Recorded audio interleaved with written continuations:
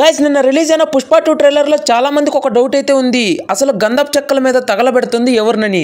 అదెవరో కాదు, మన పుష్పరాజు. అంత పర్ఫెక్ట్గా నేను ఎలా చెప్పానంటే దీనికి మీకు ఒక క్లారిటీ కూడా చెప్తా. ఈ షాట్లో పుష్పరాజు వచ్చేసి నీళ్ళల్లో అయితే పడిపోతారు. దీనికి 7 months బ్యాక్ వచ్చేసి మన పుష్పరాజ్ది ఒక టీజర్ లాంటిది ఇడిచారు కదా.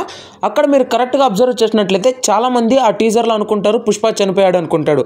కానీ సడన్గా పులి దగ్గర పుష్పని చూసిన తర్వాత వాళ్ళందరూ చెప్తారు పుష్ప అన్న ఇంకా బతికే ఉన్నాడని. దీన్ని బట్టి అర్థమవుతుంది కదా, జస్ట్ పుష్పరాజ్ని ఇక్కడ చనిపోయినట్లయితే చూపిస్తారు.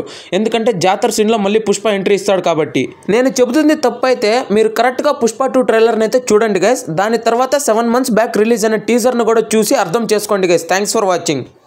హలో గైస్, మన ప్రభాస్ అన్న రాజాసాబ్ మూవీ నుంచి రీసెంట్గా ఒకటే బజ్ అయితే నడుస్తుంది. అదేంటంటే మన సంజయ్ దత్ గారిది పాత సినిమాలో హవా హవా ఏ హవా సాంగ్ని అయితే ఈ మూవీలో మళ్ళీ రీక్రియేట్ అయితే చేయబోతున్నారంట.